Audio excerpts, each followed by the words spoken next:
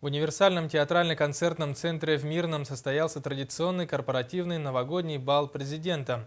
На ежегодном мероприятии высшее руководство «Алроса» в очередной раз поздравило трудовые коллективы с успешным завершением года.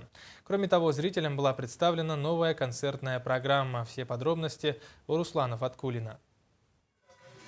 Традиция проводить вечер поздравлений трудовых коллективов «Алроса» появилась сравнительно недавно. Но такой формат встречи работников и представителей высшего руководящего состава компании уже успел полюбиться мирнинцев. Вот и на этот раз поздравить алмазнинцев с наступающим 2015-м приехали творческие коллективы практически со всех площадок.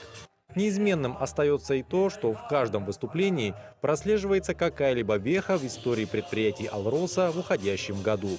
В первую очередь, конечно, я хочу благодарность эту выразить работникам, которые находятся здесь, в районах Крайнего Севера, работникам, которые находятся в Западной Якутии, потому что жизнь и работа здесь, конечно, очень и очень непростая, а стабильность работы зависит, конечно, в первую очередь от вас.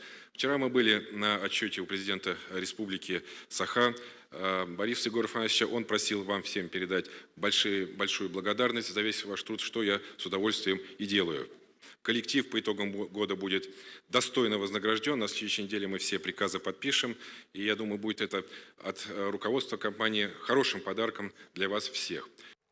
В 2012 году впервые стали приглашать на торжественный вечер звезд российской эстрады. В этом году отступать от традиций также не стали. Народная артистка России, певица Варвара, давшая накануне сольный концерт в Мирном, порадовала участников президентского бала красивыми этническими песнями.